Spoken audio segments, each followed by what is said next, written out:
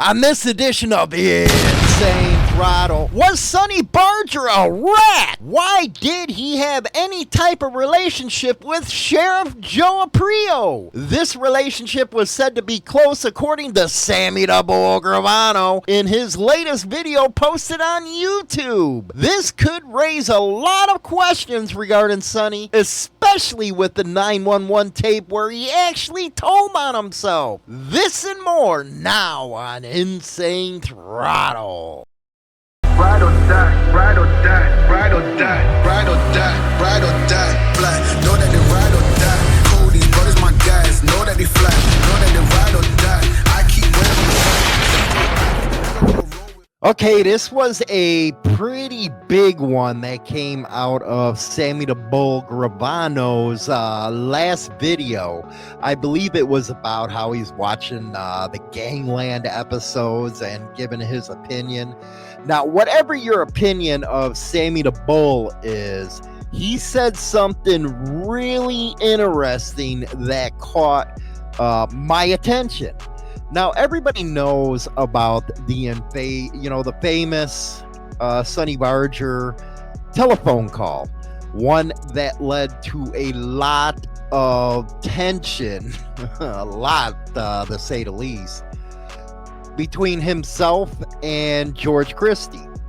George Christie actually talked about it in Outlaw Chronicles, I believe it was. I was watching it. I don't know what the name was, but it's probably Outlaw Chronicles. He detailed the tension between the Ventura and the Cave Creek Hells Angels. It got pretty bad from what I heard. And it is kind of weird how George got put out of the club. Now, I know there's two sides of the story. Actually, there's three sides of the story with this one. But it does tell you that there was some fishy stuff going on. Because here you got Sonny. He's this big hero within the biker community. And then you have George, his word against Sonny's. But guess what? When you take on Sonny, you're gonna go off on the failing end, if you would. But according to Sammy the Bull, Sonny had a real good relationship with Sheriff Joe. Now, if you guys don't know who Sheriff Joe was, he's the famous sheriff that put all the inmates in pink and stuff. Actually, he's a national type of figure. Trump talks about him all the time, but having a close relationship should show some pause with him. And if you look at the fight between Christie and Sonny, at this point, this makes a lot more sense with just that statement. Again, I know you're going to have certain opinions with Sammy. I know I do. And if you step back and look at it, he was, Gotti was caught on tapes talking smack about him all the time.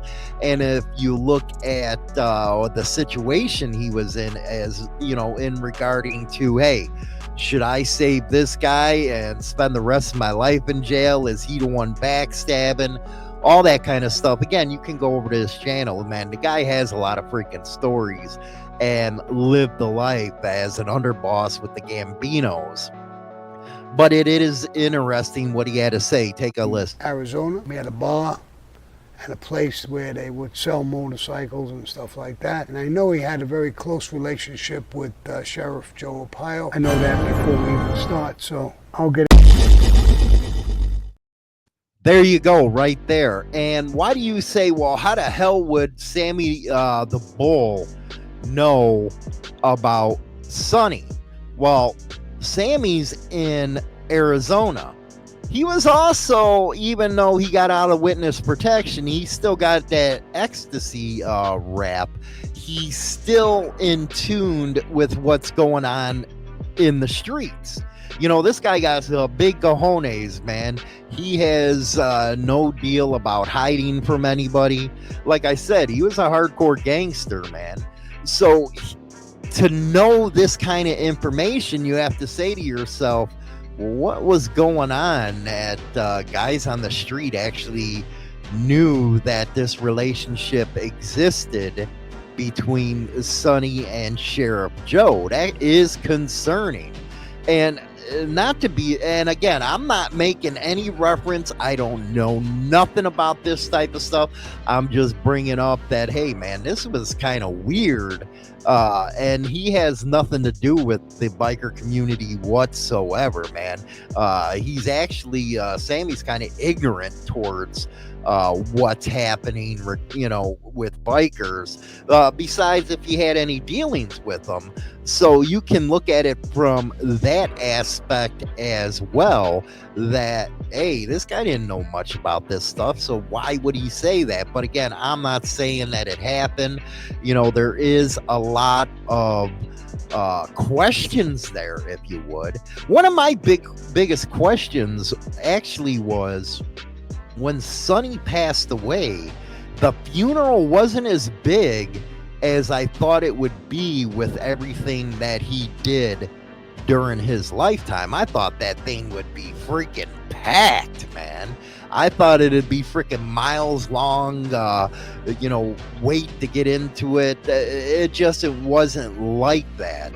And maybe the little civil war that George was talking about between him and Sonny divided the club. You know, people actually, Hell's Angels got killed during that thing, according to George. So now there is that relationship with Sheriff Joe that you got to say, is there something to this? You know, a lot of time in politics, the other side projects on their opponents what they're actually doing. And you have to say to yourself, could this be the case with George? Was Sonny projecting what he was doing on to George Christie? And it's very possible, because here's a guy who actually went in there, did it right, gave his stuff in. He was all out on good terms, and all of a sudden he's out on bad.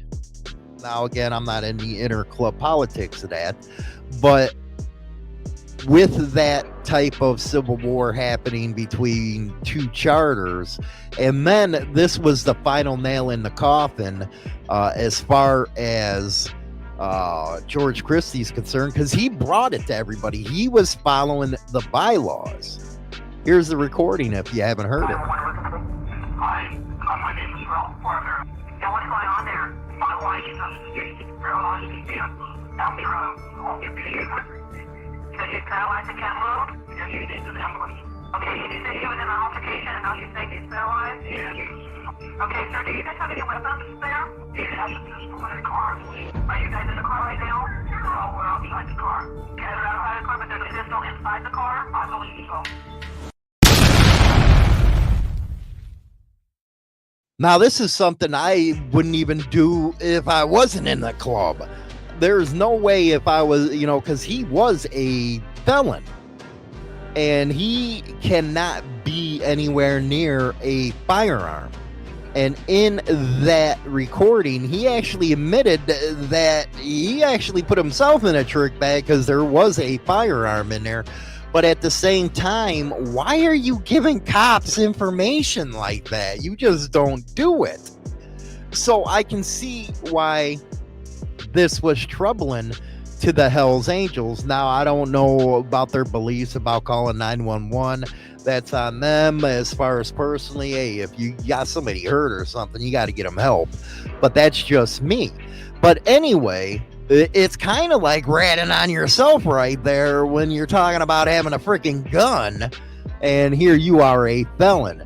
So that, and put into context with what Sammy the Bull had to say, it does raise a lot of questions. Now, put aside that he was so famous within the scene, what would you think of a guy having a relationship with a popular sheriff?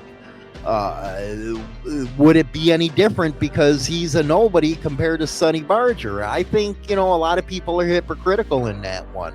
Let me know your thoughts on this one. It's going to be a very interesting conversation. And yeah, I'd like to do some thoughts on Sammy the Bull, man. He's got a really good channel over there and gives a lot of information out. But let me know in the comments section. Don't forget to like and subscribe. Appreciate it. Rock on.